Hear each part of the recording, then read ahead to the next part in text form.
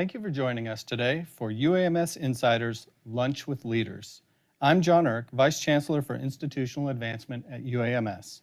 In advancement, we are tasked with generating support for 6 academic medicine units, a world-renowned comprehensive medical center that includes 7 medical institutes and 8 regional campuses across the state. Our UAMS Insiders Lunch with Leaders events are designed to keep our invested partners, alumni, and donors connected to our ongoing work. You are among the first to hear about new research, technology, programs, and projects that are improving the health of all Arkansans. Today, we have the pleasure of welcoming Dr. Laura Dunn. Dr. Dunn is chair of the University of Arkansas for Medical Sciences Department of Psychiatry and director of the UAMS Psychiatric Research Institute. Dr. Dunn, who joined UAMS in February 2022, was recruited from the Stanford University School of Medicine in California. At Stanford, she served from 2015 to 2022 as professor of psychiatry and behavioral sciences, director of the Geriatric Psychiatry Fellowship Training Program, and section chief for geriatric psychiatry in the Department of Psychiatry and Behavioral Sciences. While at Stanford, she led numerous departmental initiatives in quality improvement and professional development.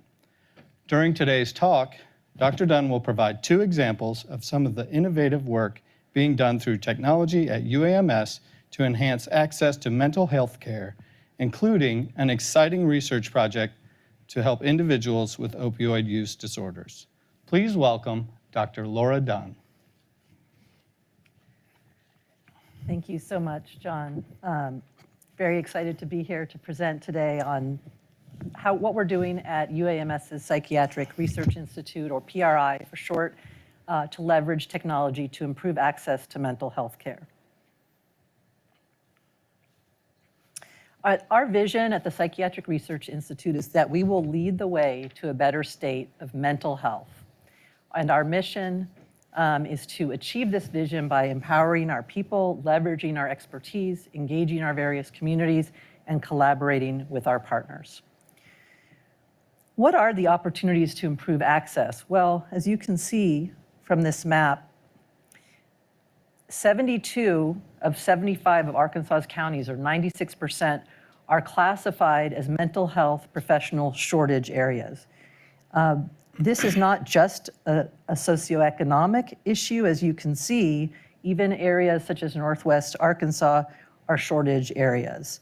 The problem is that many of the mental health providers in the state are centrally located, as you can see from this map.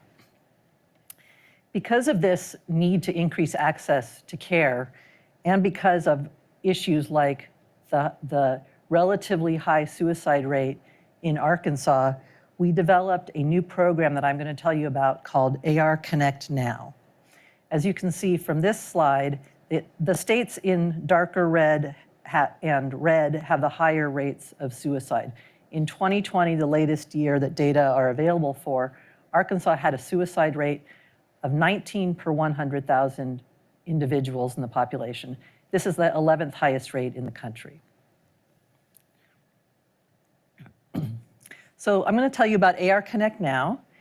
This is a 24/7 accessible call center that is designed to provide rapid access to well-trained, licensed mental health professionals. Let me tell you about it in some detail. This is a free, virtual, comprehensive behavioral health treatment program, and it's available to anyone within the state of Arkansas, and really available to almost all ages of individuals. What AR ConnectNow does is connects individuals who call. The initial call goes to a triage nurse, and that number that I showed you on the previous slide works 24/7. A triage nurse asks some basic questions to make sure the individual is safe at the moment. If necessary, makes an immediate referral to 911 if necessary, or can direct an individual to go to an emergency room if there's an urgent mental health crisis. For most individuals, what we end up doing is they have an intake appointment with one of our professionals within 48 business hours, often sooner. And based on that intake appointment, they are then connected and set up with a virtual initial therapy appointment within 1 business week. This appointment time compares incredibly favorably to the rest of the community, where waiting times to get appointments with mental professionals can be as long as 4 to 6 weeks or even longer. This also provides virtual access from anywhere in the state. So all the diverse geographic areas that you know about, that you saw on the map before, including all of the rural counties. In exciting news, UAMS, our AR ConnectNow is now accessible also through the UAMS Health Now mobile application. Our goal is to further enhance the platform with further digital enhancements as time goes on, and make this platform even more available digitally.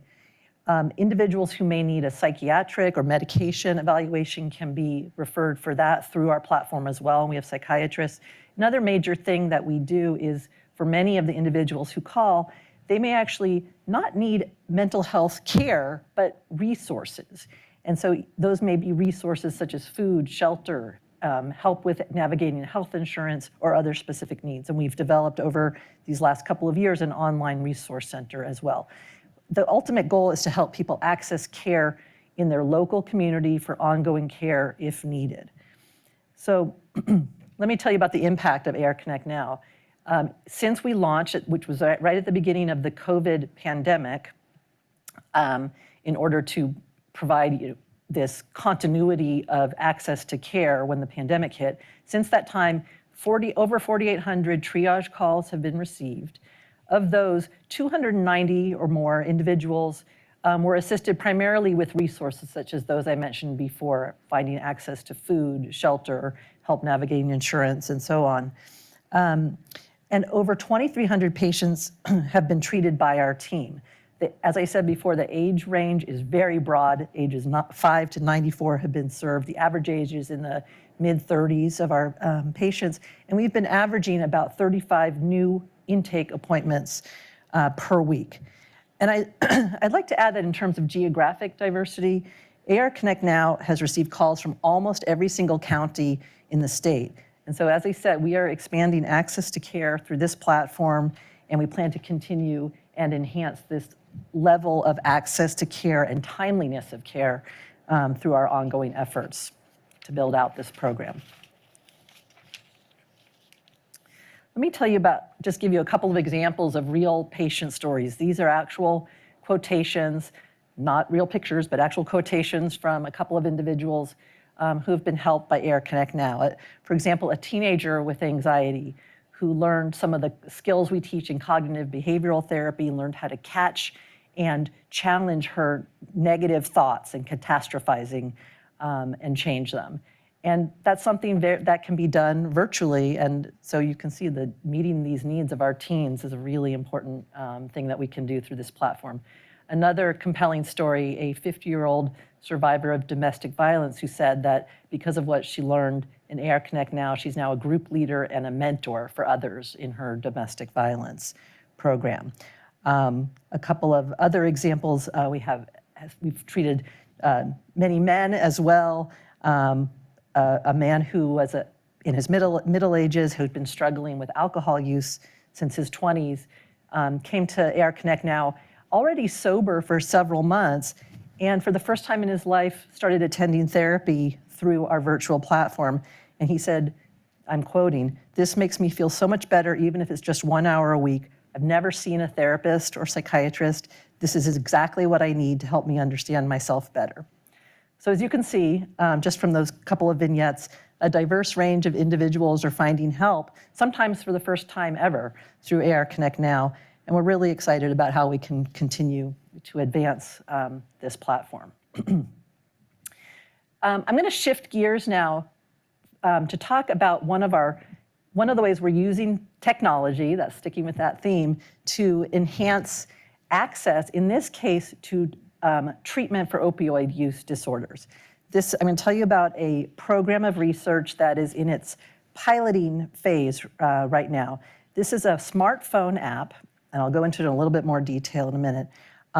It's currently being launched at Psychiatric Research Institute as part of a study called Optimat, MAT stands for, so the MAT part stands for medication-assisted treatment. So it's about optimizing medication-assisted treatment for opioid use disorders. Those are medications that help people maintain their sobriety from opioids, and medications have been shown to be extremely effective in helping prevent relapse. What is Optimat? So Optimat is an app. It uses daily monitoring and personalized feedback to help reduce opioid misuse. And the way that it works is that every day, participants report on their level of opioid craving and withdrawal severity, as well as any opioid misuse. And that's on the left-hand side of the screen. You can see some of the very easy kind of interface that people can interact with. They also report on their mood and things like anger, sadness, stress, as well as use of other substances such as alcohol and marijuana. And then, this really cool, they get personalized feedback that's based on the input they provided to the app. It provides encouragement and support if they misused opioids or praise if they did not. It also provides other kinds of resources to help reduce relapse. For example, participants can see their daily reports for the last 7 days to try and understand their patterns, how their cravings and mood and use of alcohol or marijuana may influence opioid relapse. It also provides a tip bank and helpful reminders on ways to stay abstinent, as well as links to verified evidence-based information from the National Institute on Drug Abuse, or NIDA, which is one of the institutes of the National Institutes of Health, which is funding this grant. And finally, on the right here, it also provides pre-programmed phone numbers for the participant support network, which they can call when experiencing craving or risk of relapse. This also includes 911, as you can see, and AR ConnectNow as a couple of the numbers that they can call, sort of tying everything together here. Another really cool aspect of this technology, Optimat also uses what's called a GPS-driven just-in-time intervention to prevent relapse. So at intake, when people join the study, they provide 3 locations where they know that they are at high personal risk of relapse. So kind of what is my geographic risk when I'm in a certain area and I may get cravings, or buy or use opioids. And for privacy purposes, we ask for a nearby street, intersection, not a physical address. And then, so what the app does, it detects if a person enters and remains in that location for 5 minutes, they're prompted to leave the area. I probably need something like this for one of my favorite ice cream stores, but if they remain in the area for 5 more minutes, then they're prompted to rate their current craving and to contact a member of their support network for help. So this is a study. So you can see this hotspot reminder. So this app also can function on a phone or on an Apple Watch. So some pretty neat use of technology I wanted to highlight there. This is some basic information about the logistics of this study. As you can see, it's funded by NIDA, as well as another NIH institute. Andy James, who is one of our researchers in the Brain Imaging Research Center, or BERC, at the PRI, is the primary investigator, principal investigator, he has a wonderful team of another, let me just name some of the names, Ron Thompson, Mary Bollinger, Michael Mancino, Keith Bush, Clint Kiltz, as well as Deborah Hasten from Columbia. The others are all here at UAMS. Wonderful team working on this clinical trial. The app has been developed. They are currently in the piloting phase, and the randomized clinical trial will start next month and is estimated to last about 3 years. The working prototype is actually available in the Apple Store if you want to take a look at it, as well as Google Play. 3 recruitment sites have been established. And this app, very, very exciting, has been named one of 5 winners for the 2022 NIDA Prototype to Reduce Drug Craving Challenge, and was selected for a symposium coming up this spring at the College on Problems of Drug Dependence, a national meeting. So to summarize, our UAMS researchers are pioneering the use of technology to enhance access to care, both broadly across Arkansas, as well as for some specific conditions through novel research projects like the one I highlighted today. Thank you.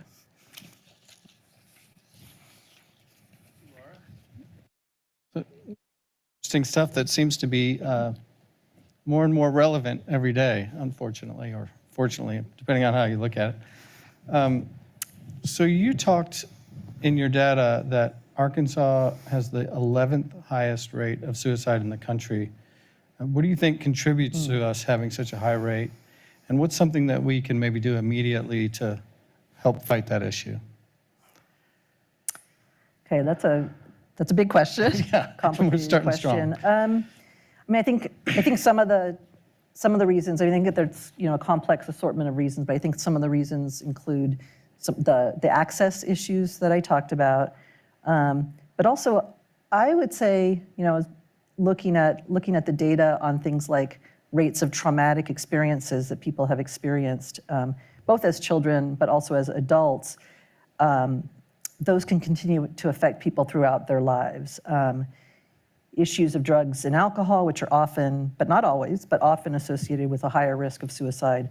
Another thing that I don't think we talk about enough is social isolation, and particularly this was exacerbated obviously during the pandemic, but is also a risk factor for suicide. I think being able to talk about it is a really important first step. I mean, I'm very comfortable talking about suicide, but I know that many people are not.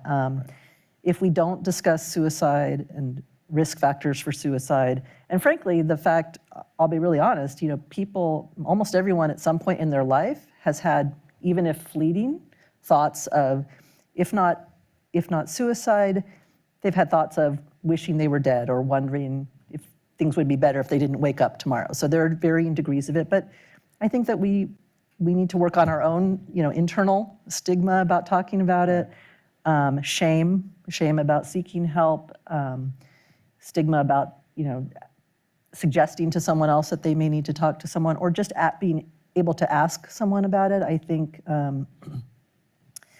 I would encourage all of us to be able to be vulnerable, talk about these issues, to either talk about our own mental health, ask others about their mental health, particularly someone you're concerned about. I mean, you might save someone's life by asking, "How you doing? I'm worried about you." Right. It's such an important topic, and yet, we avoid it. And so that would be kind of my, you didn't really ask me this, but that would be my plea. Sure. Is that we, there's a new 988 crisis number that people can call. It's was rolled out nationally this summer. So it's a number like 911 that can be called, and you will be connected to someone to talk to. I believe there's a texting function as well. So that's making sure that we have the proper funding, staffing, and awareness that this crisis line is available. Those are some of the things I think. Right. So somebody takes that step to talk to someone or to call or to use AR Connect. You mentioned that only 3 of our 75 counties have sufficient in-person service. How does somebody in one of those outlying counties get the help that they need if they need in-person help?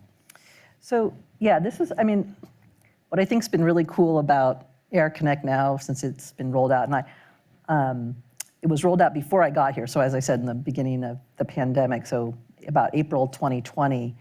But what it's been able to do is, I think of it as kind of like air traffic control, like getting people to where they need to go. So kind of navigating people to local resources, and serving as a bridge. So as I mentioned, because of the wait time to get in with people locally, we can sometimes bridge that, often bridge that period of time from calling AR Connect, starting to talk with someone at AR ConnectNow, and then getting an appointment with a local provider. Right. Okay. So, and sometimes they may be virtual appointments. A lot of mental health care now is being done virtually. So you can assess the urgency of the situation. Absolutely, yes. And make sure they get what they need. Yeah, so air traffic control plus assessing the urgency of the plane. Okay. So talking about OptiMap for a second, there are a lot of rural, poor areas that we're sort of talking about.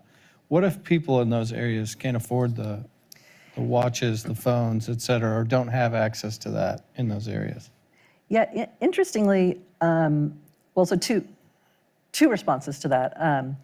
As part of the pilot work before starting up, before designing the app and running this pilot, the researchers, Andy James and his team, they actually surveyed individuals who are getting treatment for opioid use disorder in our clinic here at UAMS. And actually, of 50 individuals who they interviewed, almost all of them, all but one, actually had a smartphone. So I'm not completely sure if it's accurate to say that people may not have access. And the other part is that as part of the study, people do receive reimbursement for participating. And if they don't already have a smartphone, they can receive a smartphone as part of, in order to enroll in the study. Yeah, that's Yeah, great. so that's really cool. Okay. Well, so, research shows that telehealth works, but I think there are some skeptics out there who will say that in-person is always better. But in your experience, what about telehealth works? That's a great question. I mean, I think it varies from patient to patient. So I think because of the pandemic, I think we have become accustomed to doing a lot of things virtually. So think of all the meetings that we now have via Zoom, or the times we talk to people over FaceTime, grandparents and grandchildren, for example. I think that we're still learning how to communicate online, but some of us even have a preference for doing things this way.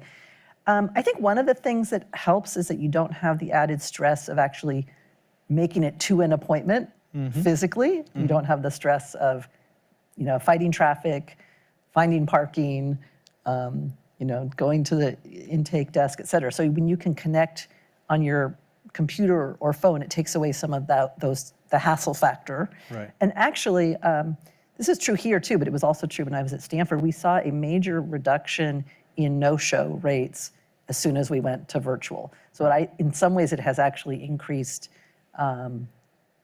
It's increased access just by virtue of the technology. Yeah, and people actually showing up for those appointments. Well, and I would think that you can, if all you have to do is dial a number and call, you get the help right then or on the app, rather than, as you say, you make an appointment and maybe 2 weeks later, and who knows what happens in those 2 weeks. Like, it's more of an impulse that you...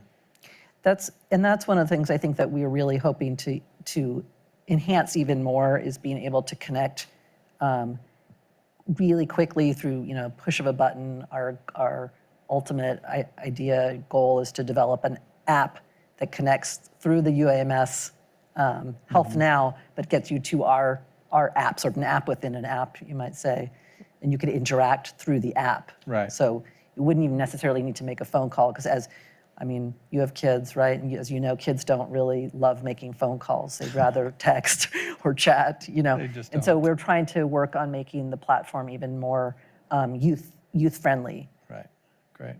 So on the flip side of that, what's sort of the biggest challenge with the technology? Some technical challenges. Sometimes there are challenges in terms of being able to, especially the first time, learn how to connect with the technology. We often will walk people through it, and once they get the hang of it, most people can do it. Sometimes connectivity issues, calls dropping, and video calls I'm talking about as well. There are times where we need to see people in person to really be sure that we're making the most appropriate, accurate diagnosis. We may need to assess for certain types of medication side effects. We may need to get labs, do an EKG, things like that. In those instances, then we will need to see people in person, but it doesn't have to be every visit usually. Right. It might just be every few months, every 6 months, once a year, to make sure that we're evaluating the things we need to evaluate depending on the specific circumstances. Okay. So. Okay. And now, as you mentioned, the AR ConnectNow app sort of developed during COVID-19, and that accelerated its adaptability, everything. But what have been sort of the biggest changes to it since the pandemic? Yeah. Well, I mean, you know, I would say that one of the biggest changes actually has just been that it has had such a broad reach. So initially, when it was rolled out, much of the focus was on making sure people who were being impacted directly by the pandemic, so particularly like healthcare workers, frontline people, were able to seek help rapidly. So we advertised here broadly at UAMS, and many people did access this. But as time went on, we found that many of the people calling were from outside of this immediate area, and we really that was really something that we did strive to do, was increase the geographic and other forms of diversity in terms of our reach, and have been, I would say, quite successful at that. I would say one of the, I think, challenges has been, and changes has been trying to market more directly to young people. And so we have engaged in a marketing campaign, particularly on social media, trying to get kids where they live and get them to access it. We're still really working on that. And as I said, I think we need to make some adjustments to the platform itself to get them to connect. And I think a big change has just been the acceptance. I mean, it was kind of new and this very unusual thing when it started. We didn't know how well it would be accepted, but it has grown consistently. Right. So you mentioned again youth mental health and the huge problem in the state.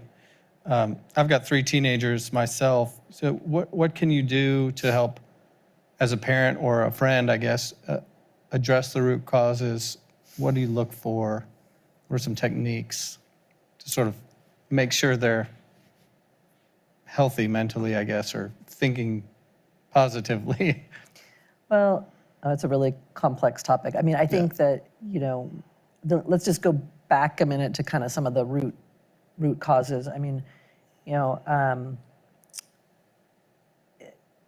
in Arkansas, we have a higher than average rate of what are called adverse childhood experiences. So that means that's defined as different types of abuse or neglect. So whether it's physical, emotional, or living with someone with drug or alcohol problems, or living with someone with mental health problems, or being exposed to violence in the home. And these adverse childhood experiences, are also known as ACEs, they increase the risk for the rest of one's life, basically, of outcomes, not just mental health outcomes, but also physical health outcomes, so chronic health conditions, as well as increase the risk for suicide. So one of the things we can do is really try to decrease those rates of adverse childhood experiences. So, and there are many resources available, if we wanted to talk about it. But I think,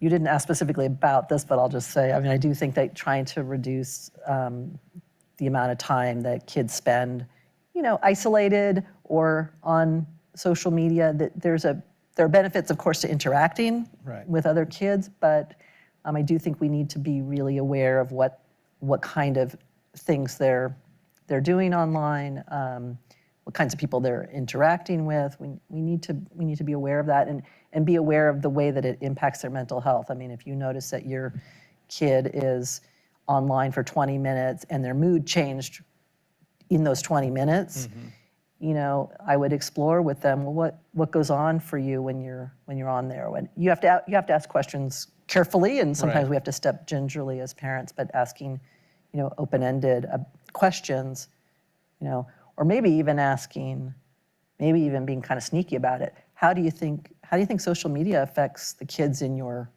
grade? So I'm asking kind of indirect questions. Have you seen people who've been struggling with this? Great strategies for talking to kids, I think, as we know, is when you're in the car and you're facing forward, they're facing forward, there's something about having an indirect, that's Have you noticed Not having that? to make- oh, absolutely. That's when they tend to open up more.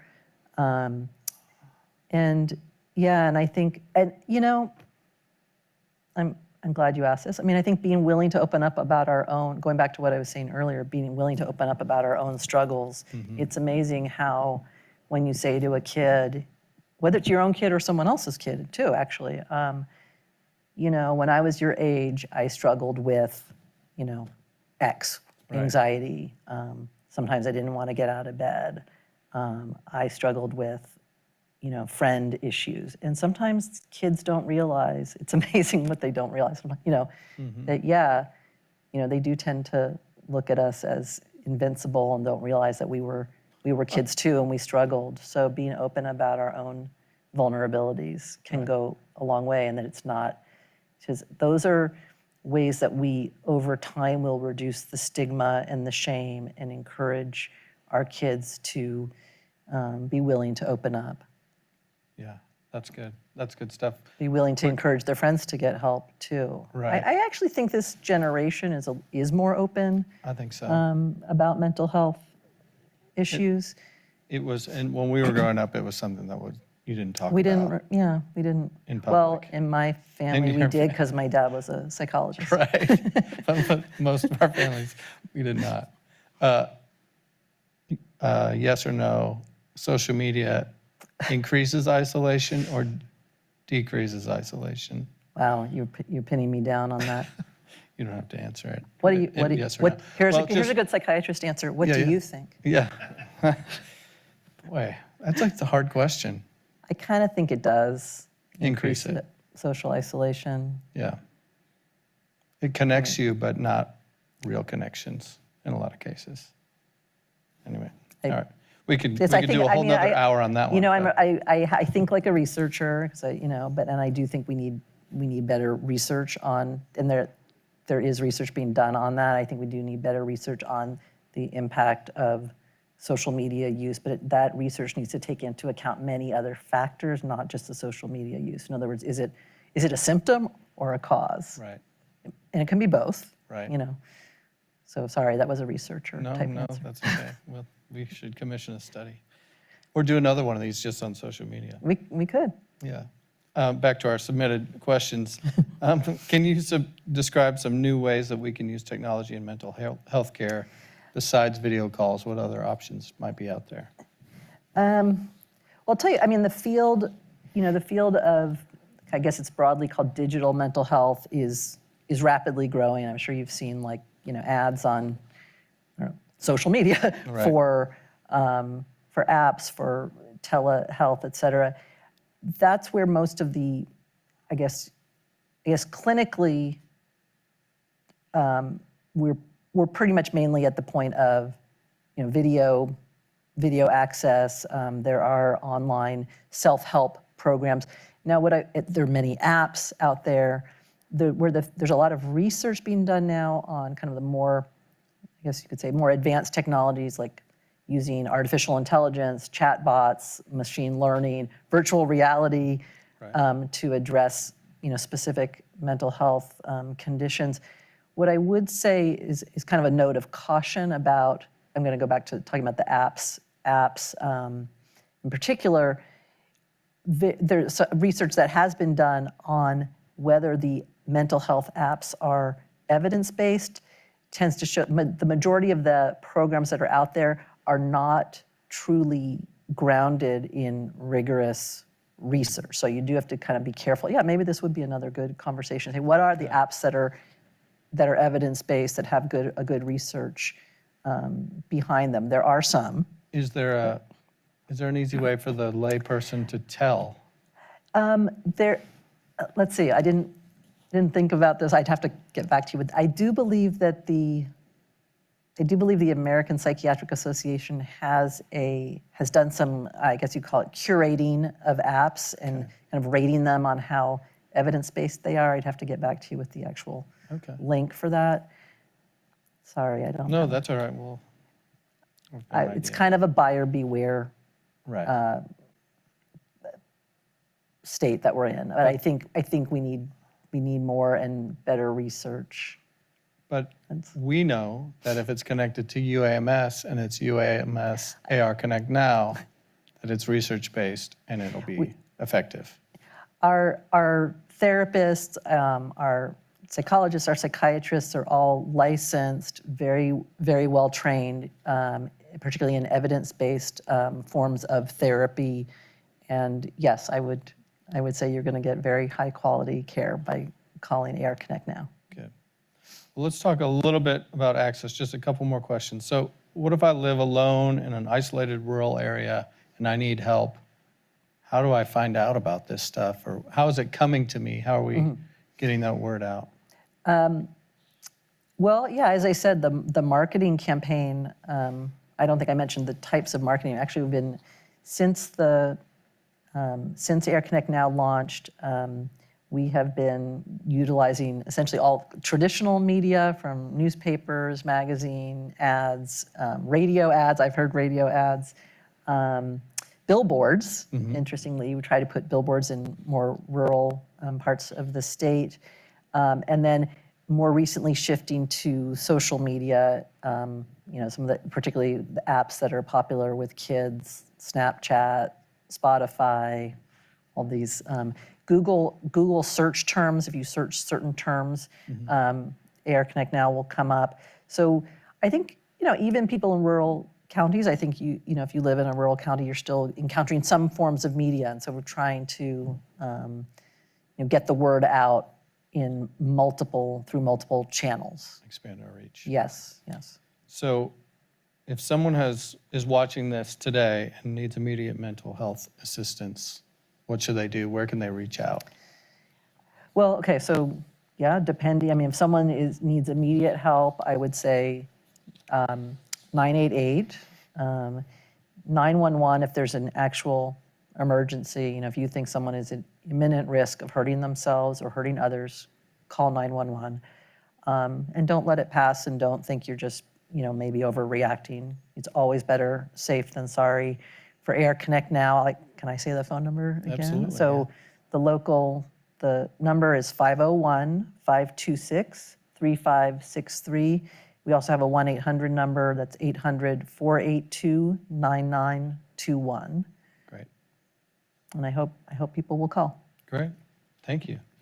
Anything, if you wanted to sum up sort of what people should be thinking about or looking for in themselves or their family or friends that might need help? Probably the biggest, indicator, I think, we have our gut instincts.